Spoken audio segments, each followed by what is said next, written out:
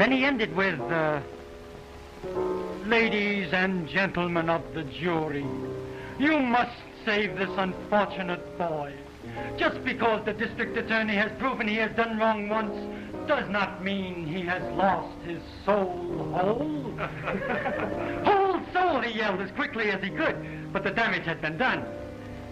Then Dad got up and in his inimitable dry way remarked, our worthy colleague seems to think he is running a golf school. And from the way the truth has been knocked about by his witnesses, I'm forced to agree. However, I am afraid that since eloquence is the only thing that could possibly save Pedro Despia from justice, my worthy colleague, the attorney for the defense, has flubbed his drive and lost his soul whole. Well, it was all over then but the shouting. Mr. Pedro Despia was convicted in a couple of hours, much to the credit of my honored father and the next governor of the state, Mr. John Manson Clay.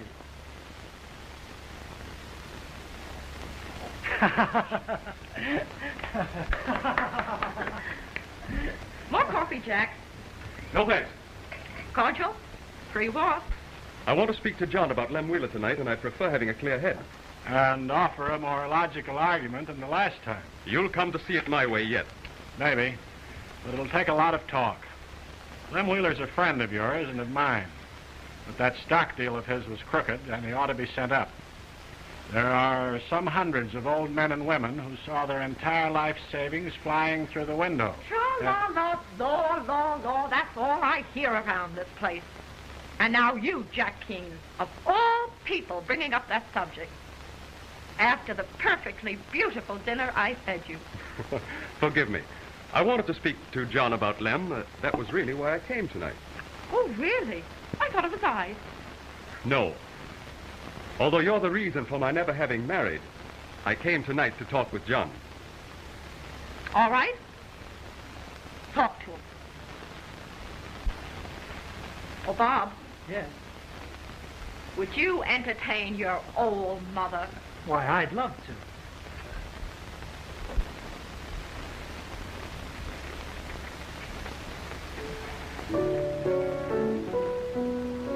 Say, Jack, if you're going to go into a conference with Dad over old Lem Wheeler, you'd better hurry, because he's taking Mother Theater tonight, you know. No, I didn't know it. Yes, a big night. We thought perhaps you'd go with us. Sorry, I can't. I have an engagement. Ah, Flossie of the Follies, huh? No, Tilly of the Toilers. A meeting of the Labor Committee at the New Amsterdam Club. I think he's lying. Probably. You know them brunettes ain't to be trusted. Oh, and besides, they do say that... Be kind, dear lady. What?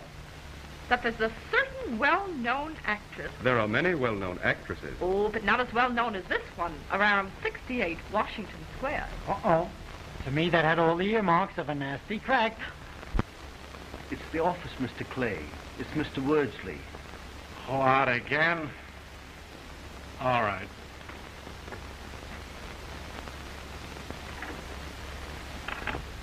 Thanks. Hello, Steve.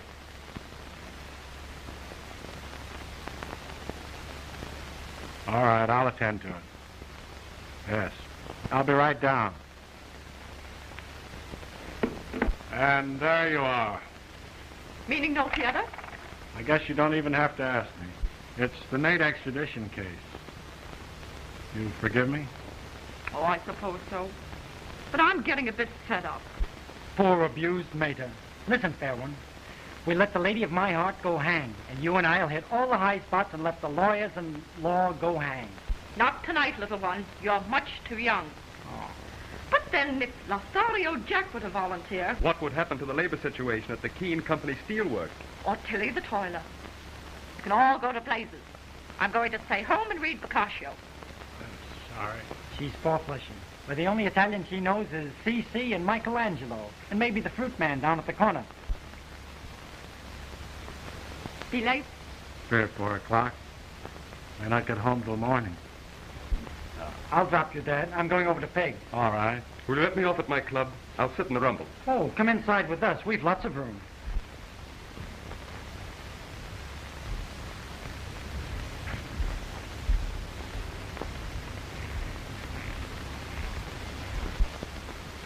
I'm sorry I have an engagement. It really is important. Oh, I dare say. Goodbye, Jack.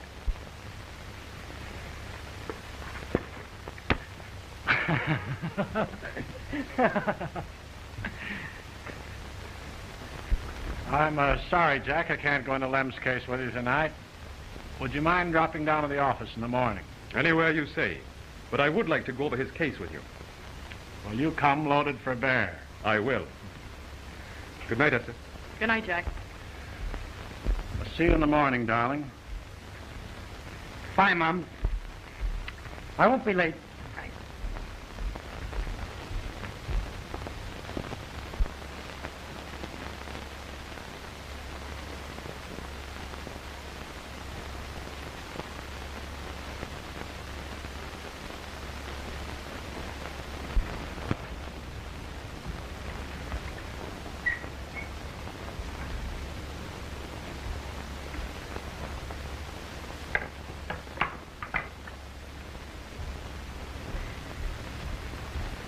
Any messages, Druggett? Yes, sir. Miss Weston phoned. She said she'd be able to keep that appointment with you after all. She said you would understand. Very well. I won't need you anymore tonight, Druggett. You understand? Perfectly, sir. You're very adequate. The first duty of a gentleman's man is always to remember, to forget. That'll be all. Be here in time for breakfast in the morning. At 10. Yes, sir. Good night, sir. Good night.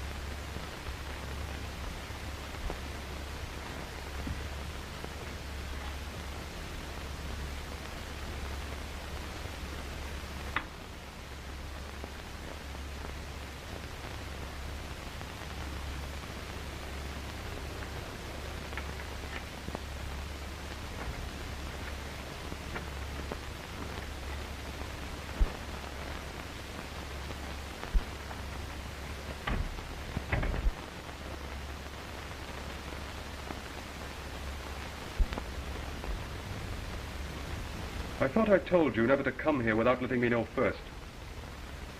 Why, give me a key, my love. Suppose someone had been here when you opened that door. Tilly the toiler, for instance? Don't be a fool. Oh, I am somewhat of a fool, aren't I?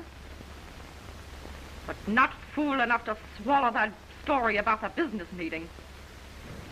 Not after all that gossip I picked up.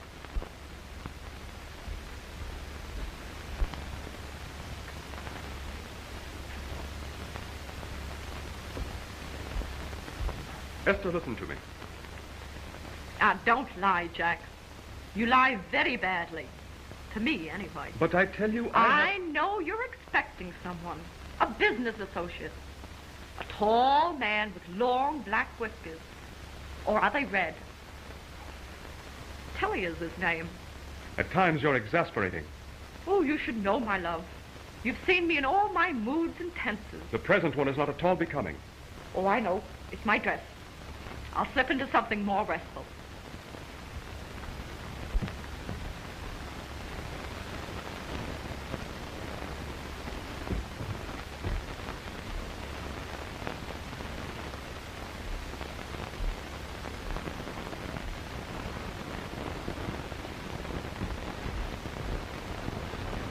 I'll slip into these.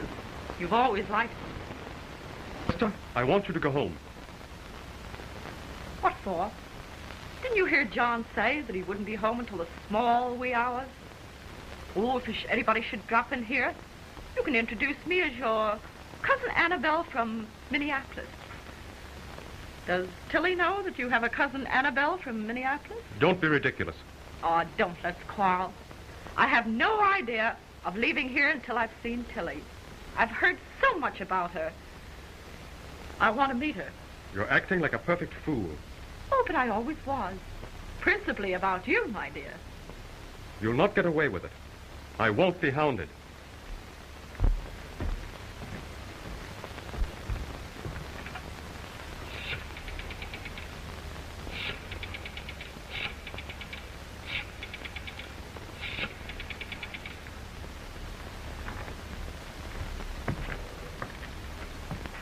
Phoning someone?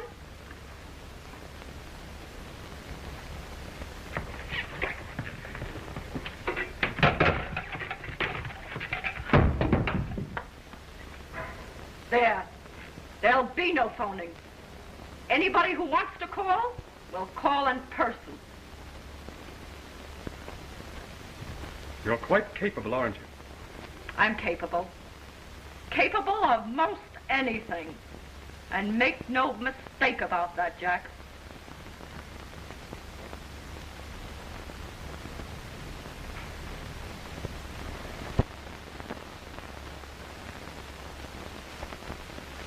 You're positive there's no other way out. I must go to Washington. Yes, sir. You know those District of Columbia rulings? Nate's case is slated for tomorrow morning, and if it comes up, you'll never get him up there. I'm afraid you're right. Well, there's no one in the office can handle the extradition. I'm sorry, Chief, but I'm afraid you're going to have to hop the next train. All right, Simon Legree. Thank you. Jack's not at the club. They say he just dropped in for a moment and left. Try his apartment, will you, Bob? Oh, Wordsley. Yes, sir. Take care of the Sarah Mann's case and look into the Lem Wheeler matter further. I don't want to be rough on him, but make sure that things are as bad as they seem. He's an old friend, and while I'll prosecute, I don't want to persecute him. I understand, sir. All right. Thank you. They can't get Jack's apartment. They say his phone's out of order. That's too bad. He doesn't live far from Peg. I'll drop over and tell him if you want me to. Will you do that, Bob? Tell him about this Washington matter, and I'll see him the day after tomorrow. And break the sad news to your mother.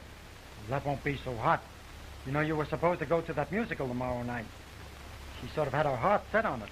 Well, you'll have to unset it. Well, okay, Governor. Take care of yourself and bring home the bacon. I'll get Nate extradited if it can be done, but I don't know. So long, Steve. Bye, Bob.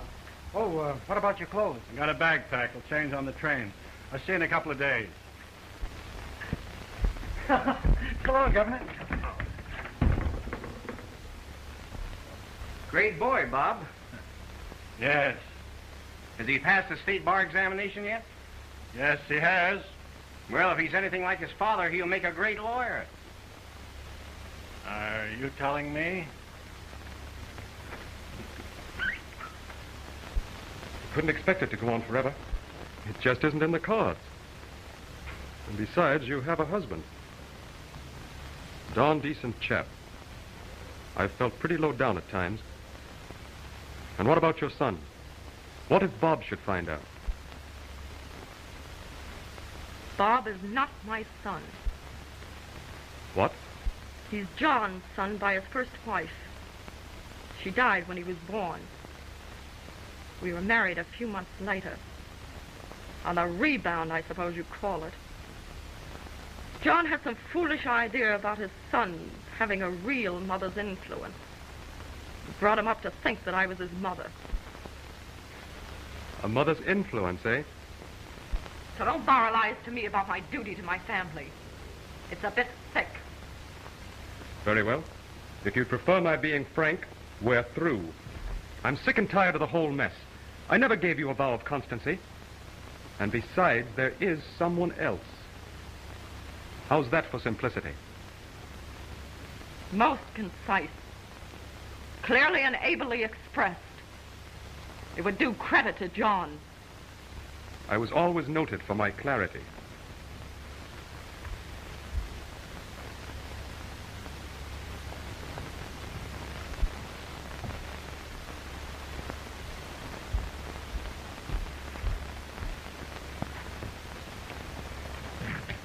Where are you going? I don't know. Somewhere, anywhere for a while. Lothario flees. Out of the city and out of her life. Exactly that.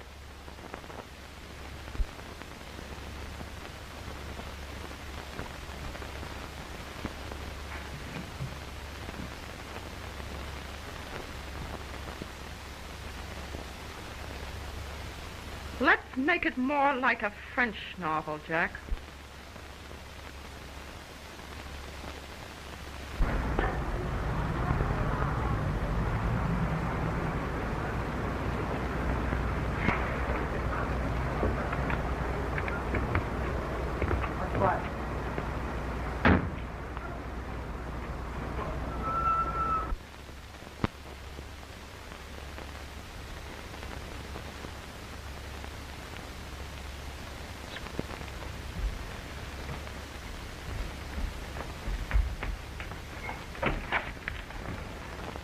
Mother, what in the world are you doing here? Hello, Bob. Where's Jack? He's not here. Well, how did you get in then? Well,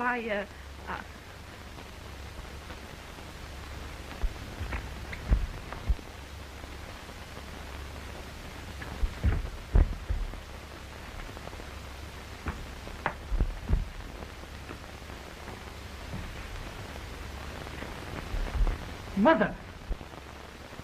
No, I found him like that.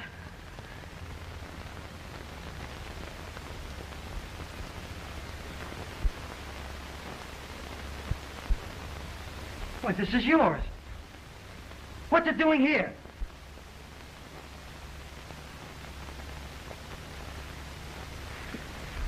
What was there between you and Jack?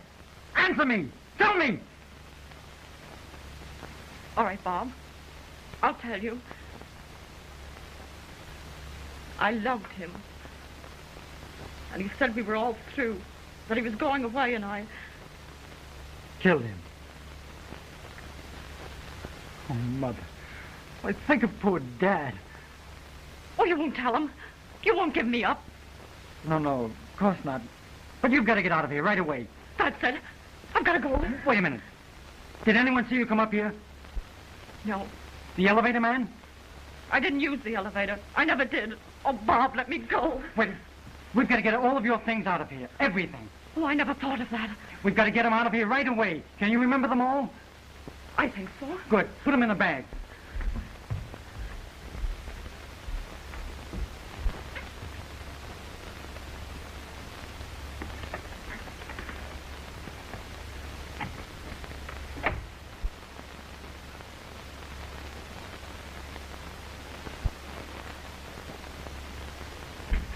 You got everything? I think so. You mustn't think. You've got to be sure. Yes, I'm sure. Oh, come on, Bob, let's go. Wait a minute. You can't go out the front way. Isn't there a service entrance? Yes, through the kitchen. This way.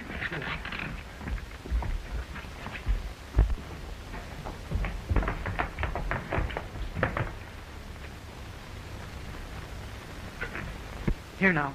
Go downstairs quietly and don't let anyone see you. Slip out the back entrance and take the subway. Don't take a taxi. But aren't you coming? I can't. Not now. I've got too much to do. What do you mean? Fingerprints to clean up. A motive to establish. I've got to make it look as though Jack caught a burglar and was killed by him. Oh, Bob, I'm so afraid. Oh, I don't doubt it. But pull yourself together. We'll put it over. Come now.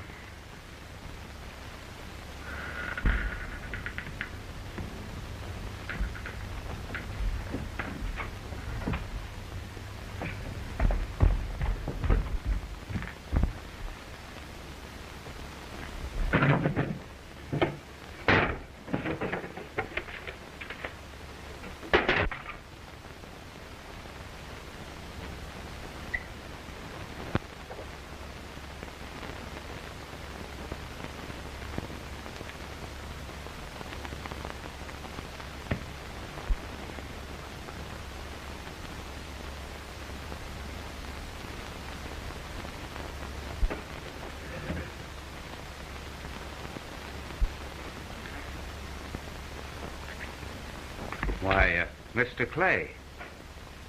Hello, Druggett. What's happening, sir? Why, Mr. Keene just stepped out. He, was just playing a little joke on him. A joke? Oh, I see. He asked me if I saw you to tell you he wouldn't need you anymore this evening. Yes. He told me so himself. He must have forgotten, sir. Excuse me.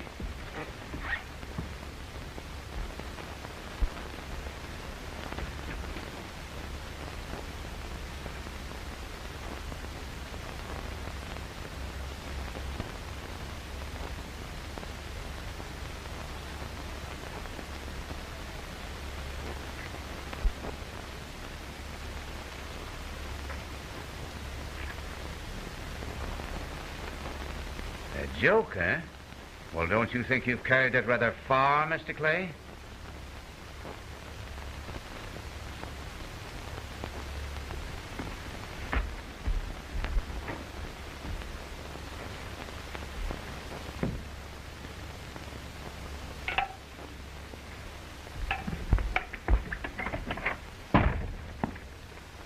Oh, Sam, and you two gentlemen, come in here, please. What is it, Leo? Will you please look in the bedroom?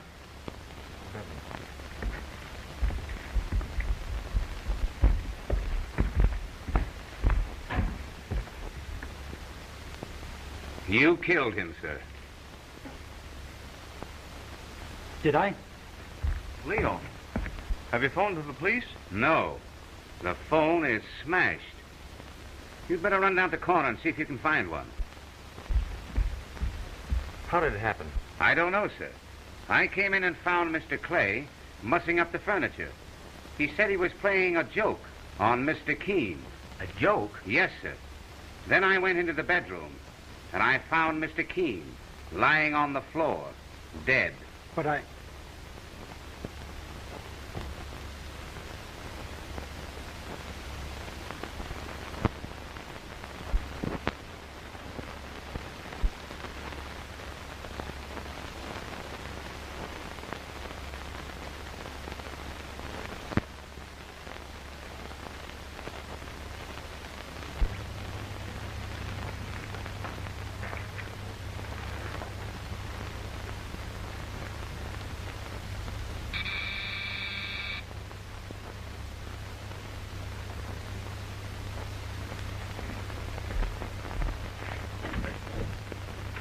Oh, how do you do, Mrs. Clay?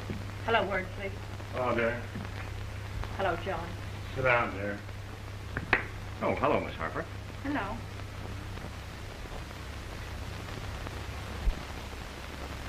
Hello, Daddy Clay. Hello, Peg. Did you see Bob? He wouldn't see me.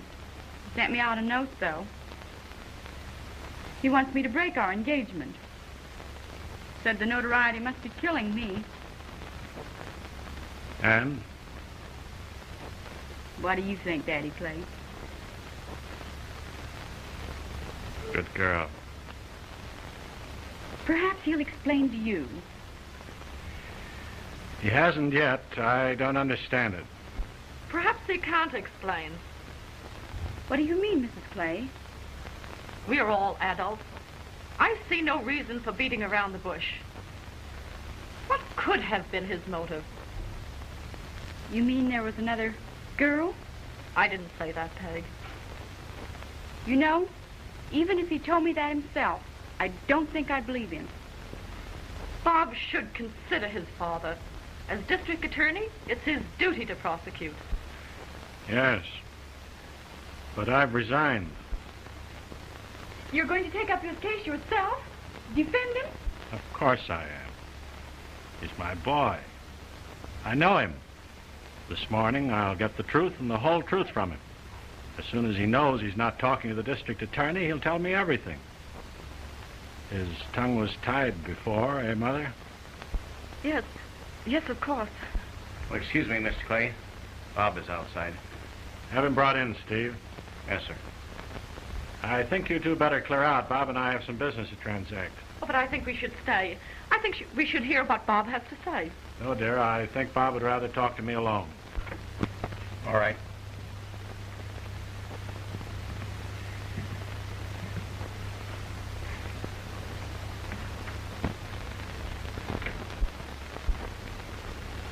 Hello, Peg. First time I ever remember you having to be dragged anywhere to meet me. Well, aren't you going to kiss me?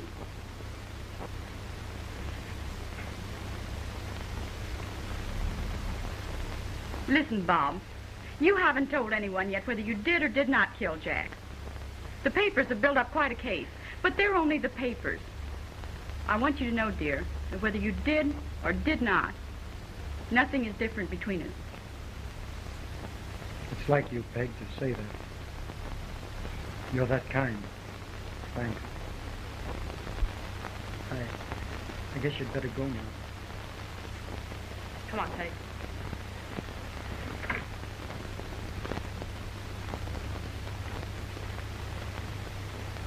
I'm afraid you're in for a good grilling with your father.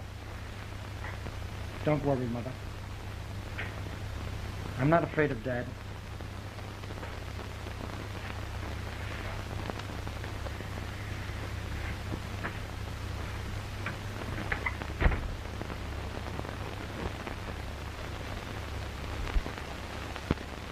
Good morning, Mr. District Attorney. Call me Dad, son. All right, then. Good morning, Dad.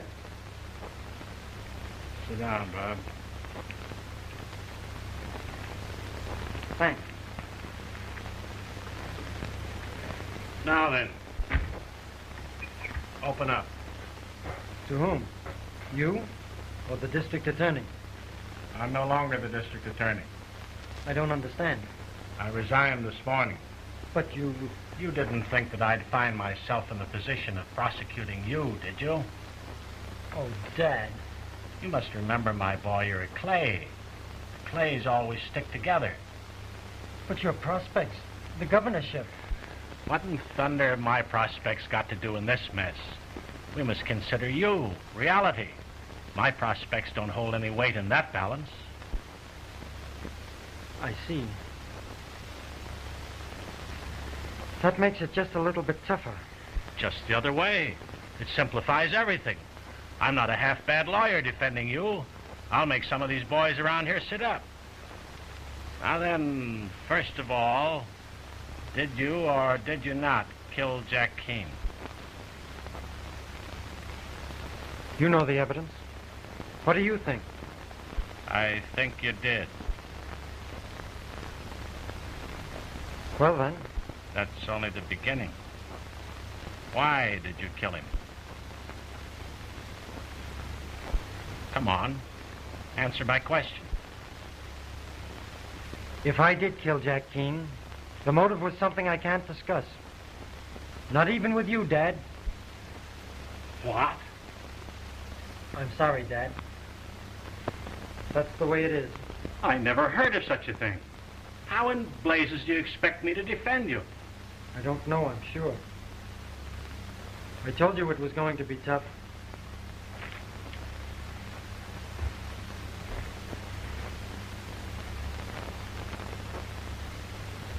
Son, you're mad. Perhaps that would be a good defense.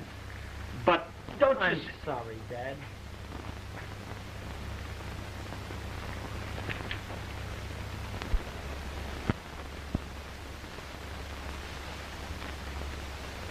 Outside of your mother, you're the only thing on earth that I care about. I've held you on my knee. I've nursed you when you were ill. One time you nearly passed out with typhoid. I prayed a little then. We've been hunting and fishing together, and we've had a lot of fun. Lots of times I've been mighty proud of you. Bob, whatever your motives were for killing Jack, tell me. No matter how low down and shameful you think they were, trust me. Tell me. I have nothing to say, sir. But why? In heaven's name, why? Bob, it's I, your old man. Surely there's nothing you can't tell me. You know that.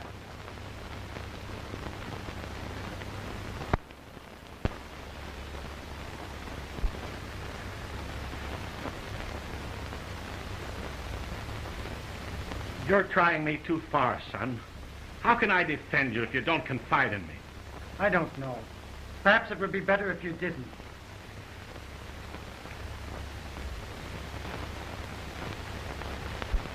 Bob, you listen to me. I told you I'd resigned, that I was no longer district attorney. Well, that is true, but that letter has not yet gone to the governor. If you don't confide in me, if you don't let me help you, if you don't tell me the truth, you'll find me on the other side of the fence. I'll get that letter back from Wordsley. I'll prosecute you. I'll send you to prison. All right, go ahead. Send me to prison. Custer, Peg, Wordsley, come in here, please.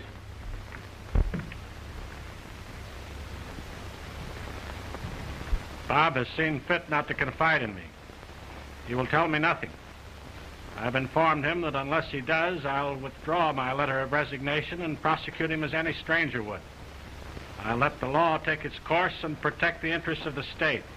But I...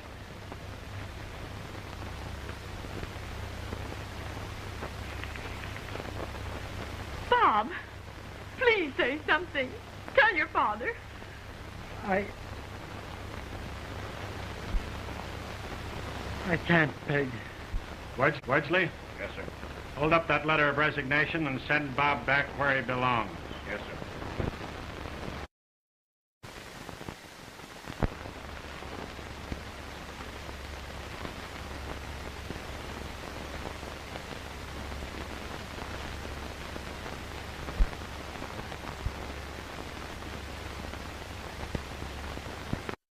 People, this is Robert Clay. The defendant will approach the bar for sentence.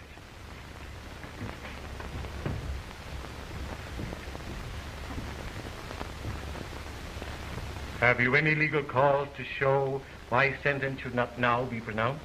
None, Your Honor. Robert Clay, you have been duly tried by jury and found guilty of the crime of murder in the second degree.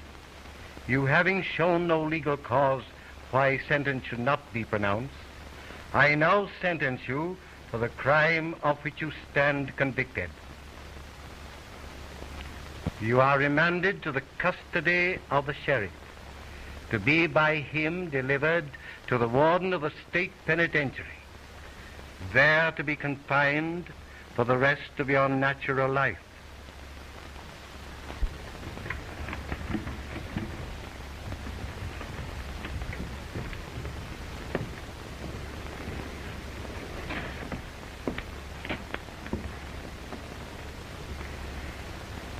I'm sorry, Bob. It's all right, Mother. Just what I expected.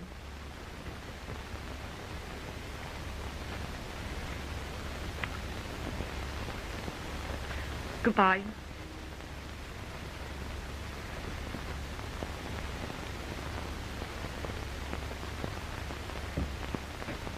Well, goodbye, Peg. Oh, Bob.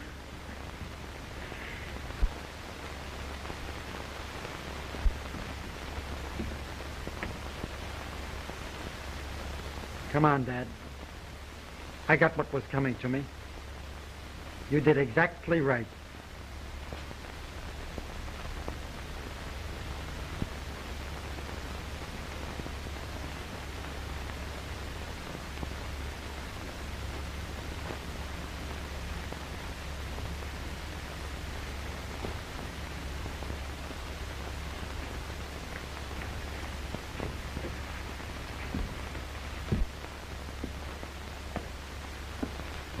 Mrs. Clay.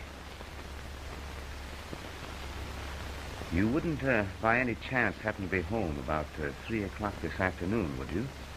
I'd like to see you. Something very important. What for? Oh, several things. How about it?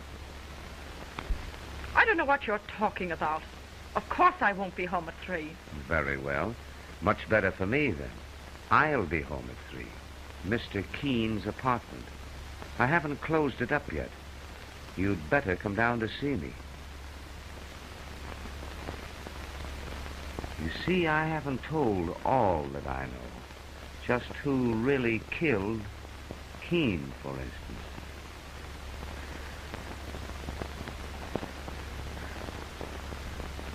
I'll expect you at 3.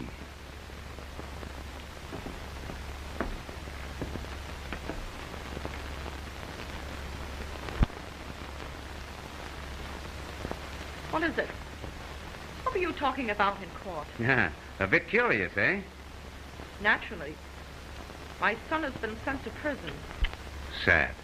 Your husband's son, you mean?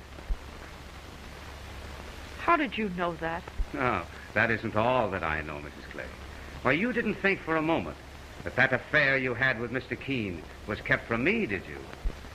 I don't know what you're talking about. Oh, yes, you do. Now, let's not beat around the bush. Here's the whole thing in a nutshell. I was here the night that you so nonchalantly put a bullet into the back of Mr. Keene's handsome but rather dumb head. That's a lie. No, it isn't. Now, sit down, and I'll tell you how it happened. I was here when your boy came in and watched from the pantry closet as he let you out the back way. Then I slipped out after you and came up the front. The rest you know. You heard me tell it on the witness stand. Now, how is that for an interesting anecdote? What do you expect to gain? What do you suppose? Money? Maybe.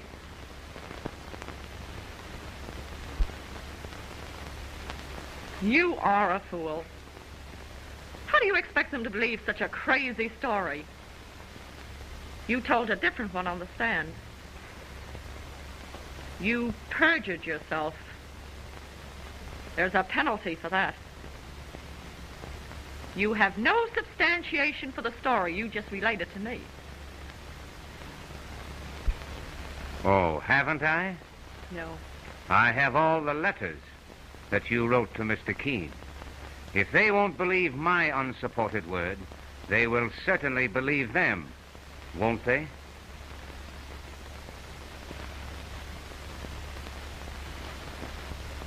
All right. What do you want me to do? That's better. Now we're getting together.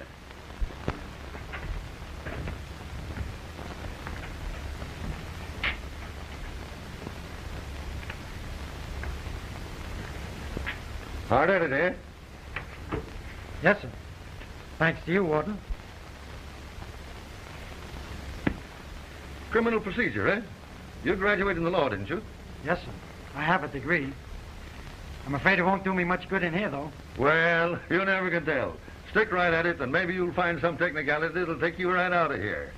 I thought all the technicalities were expurgated, along with lock-picking and safe blowing.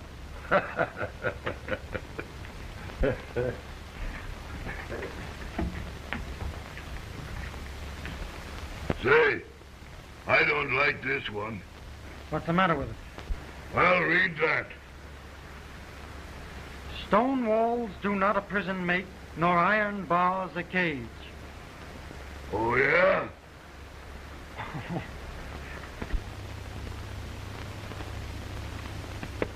Come on. You just got to buck up. He is alive, well. You'd have made a fine lawyer, Peg. And a better husband, Daddy Clay.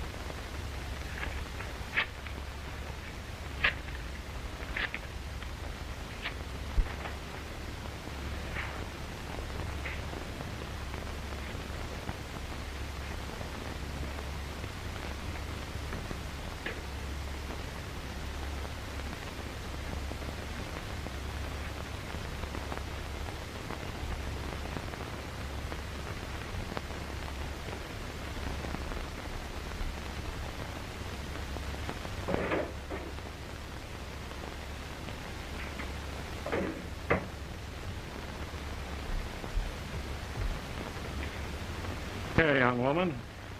You're spending altogether too much time here trying to buck me up. Oh, nonsense. Why, I'm a social butterfly. I'm even going out amongst them tonight. I think that's what Bob would like. Yes, I think he would.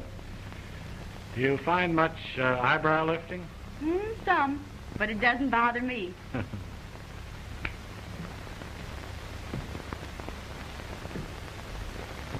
Oh, hello, Peg. Oh, hello, Mrs. Clay. Hello, dear. Are you going out? Why, yes. Oh, Rose called. She wants me to go over to the Gainsborough galleries with her to look over Steve White's paintings. Why, I thought that exhibit closed last Thursday. John, you're getting old. It's next week. Oh, well, perhaps you're right. May I drop you? The car's outside. No, thank you. You're going downtown and I'm going uptown. Goodbye, John. Don't wait up for me. Good night, Daddy Clay. Good night, Peg. Thanks for coming in. What do you mean, thanks? Well, we don't talk about things except when you're here. Well, probably the subject is too close to Mrs. Clay, too. You know what I mean. Probably. We'll have a good time tonight out amongst them. I'll try. Good night. Good night.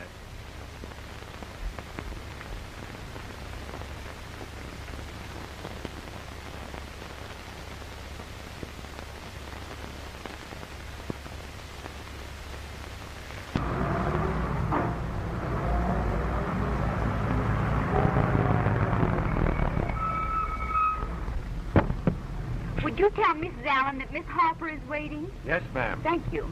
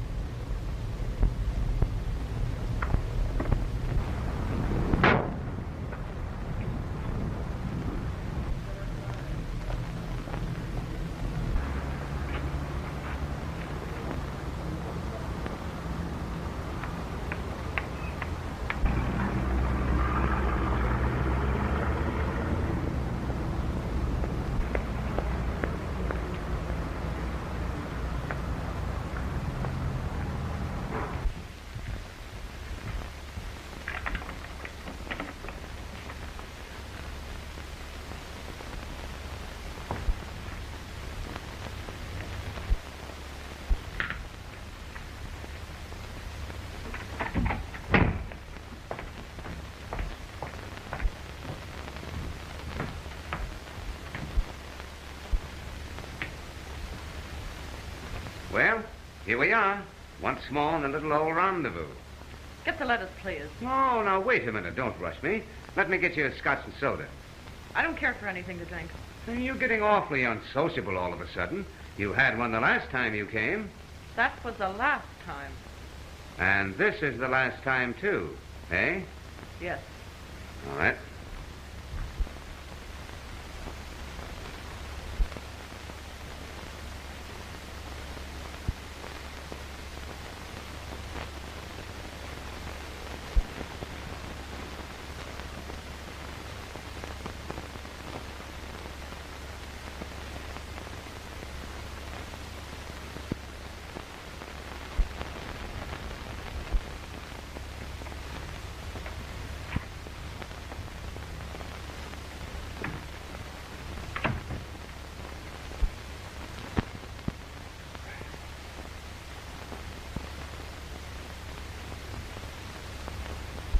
You know, I'm going to miss these little tete-a-tetes.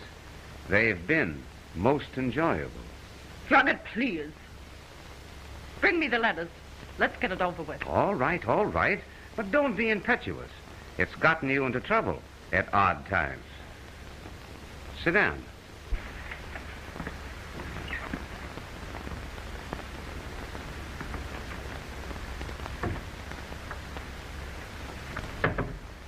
Now, don't worry, my dear. You're going to get your precious letters all right. And I'll be good, too. But you must admit that you're a bit of a temptation.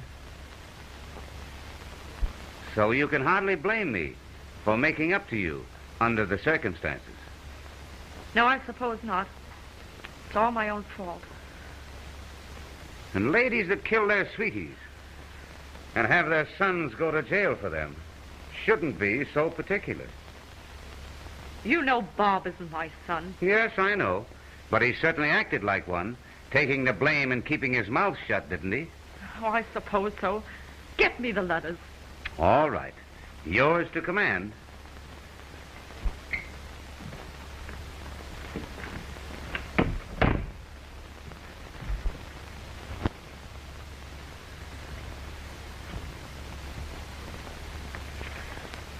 Now, there you go. Impetuous as ever. There's a little matter of $5,000 to be attended to first. All right.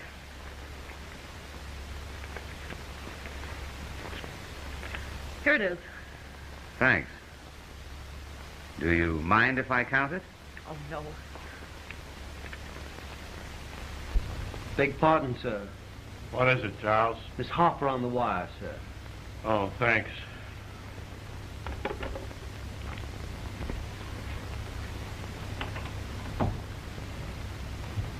Hello, Peg. Daddy Clay, listen. I've just found out something. Bob didn't kill Jack Keene.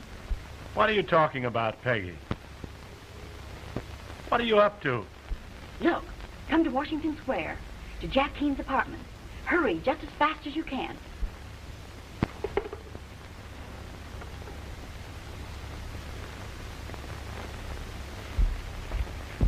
$5,000 green dollars.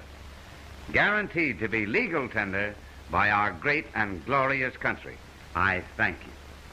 Now the letters. Now, don't rush. You're going to get yourself into trouble rushing things someday. Suppose I told you that in looking over my accounts, I find that $5,000 isn't enough for my needs. We made a bargain.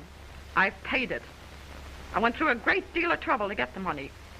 So hand them over, please. You haven't answered my question. Do you really want me to? Uh-huh. If you go back on your bargain, I'd simply take the letters. I've rather a nasty temper when I'm aroused. Here they are. I was only fooling. Thanks. I'll count them and make sure they're all here.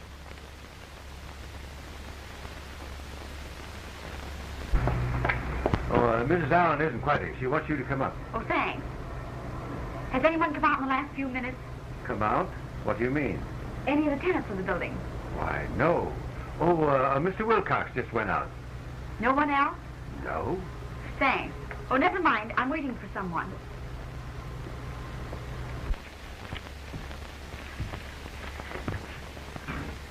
All right, Juggett. They seem to be all here. Light a fire for me. You're going to get rid of them without delay, huh? They've been in existence too long as it is.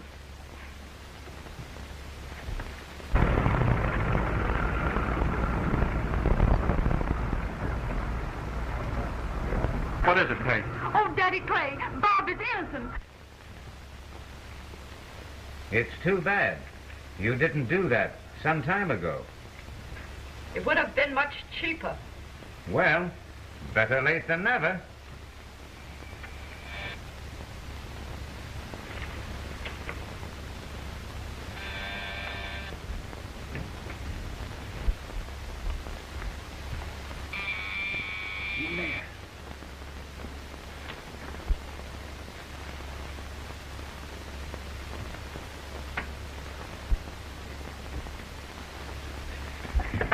Yes, sir. What did you want? Esther, what are you doing here? Tell me, what are you doing here? Why, What are those? Give them to me. Oh, please, please. Let me see them.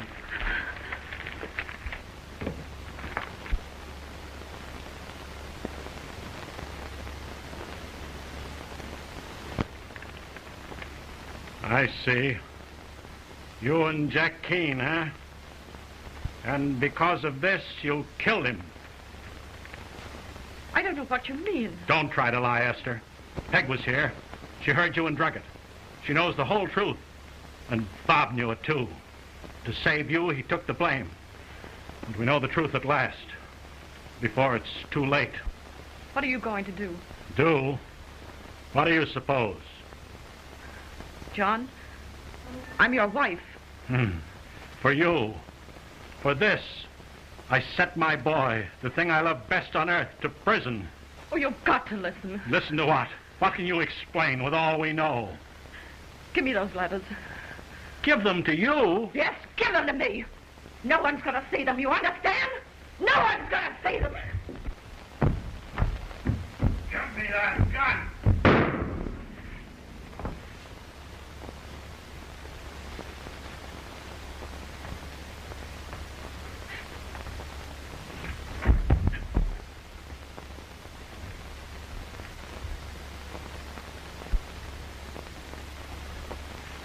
Daddy Clay. She deserved it. If anyone ever deserved it, she did.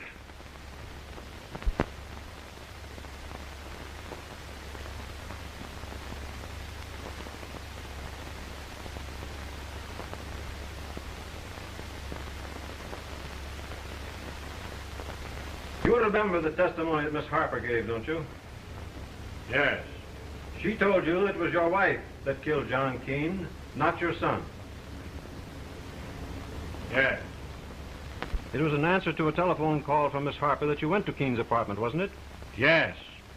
And when you found your wife there, and she refused to give you those letters, you killed her, didn't you? No, I did not. I had no intention of harming her. It was an accident. Now, Miss Harper, from where you stood, could you see what took place in the bedroom? No, sir. And you did see the deceased stagger and fall to the floor?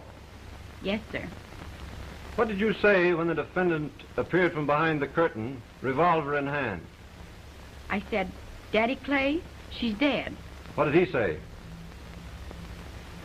Come on, answer. He said, if anyone deserved it, she did.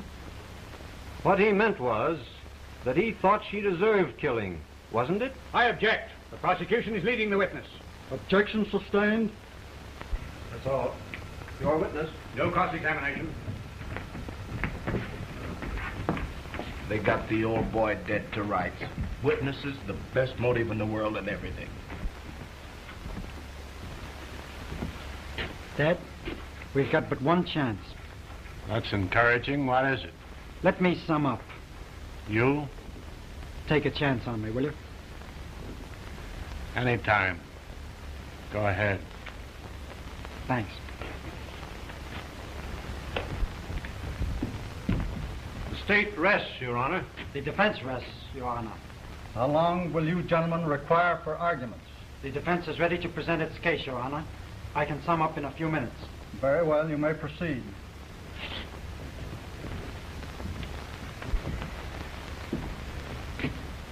Ladies and gentlemen of the jury, this is my first address. I'm just a fledgling lawyer, but a duly accredited member of the bar, and as such, privileged to speak, to plead with you for the life of the defendant, my father. You all know him. You know him as the district attorney of the county, a fearless prosecutor. You know him as a citizen. The political party of which he is a member has named him its prospective candidate for governor. And I know him as a father. Now, I'm not going to bore you with the details of my early childhood. Needless to say, it was very happy. School, college, hunting and fishing trips with the defendant, wherein I learned to know him for the man he is. And he loved me. I was more to him than his modest wealth, his fame, his hopes. Then, ladies and gentlemen, a murder was committed. My father's wife was false to him. She chose another, a man about town. And when he tired of her, she killed him, shot him to death. It so happened I learned of her crime and was able to save her from her just deserts. Oh, I take no credit for assuming her crime. I thought she was my mother. And I knew that the knowledge of it would break the heart of the man I loved. My life was in no danger. I knew that the state could not prove premeditation on my part, and that the worst that would happen to me would be a prison sentence. But if my mother were brought to trial, it would mean her life. My father prosecuted me. With breaking heart, he demanded of 12 jurors that they condemn me, the thing he loved best in the world. He won, and I was condemned. You who have sons may know his feelings as I was led away. Then came the night the world tumbled about him in chaos. He learned the truth. The woman he had cherished was false. She had not only defiled his honor, his home, but she had permitted him to send his own son to prison for life for the things she had done. I don't know whether John Clay killed that woman or not. I don't care. I only know that God reached down from his heaven and wiped from the face of the earth the supreme blot on all honor, truth, and love. Ladies and gentlemen, There is a law that transcends law, and it is up to you to decide whether John Clay shall be punished or not. Thank you.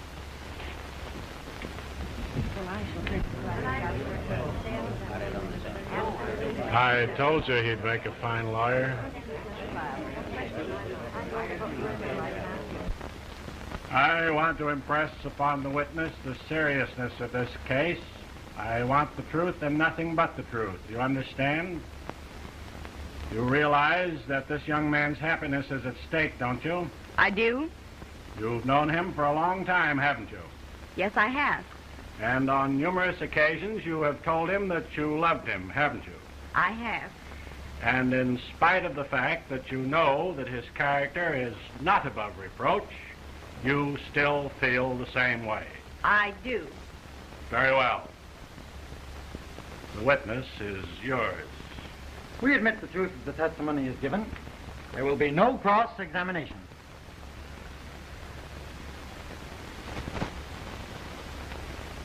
Oh, Dad.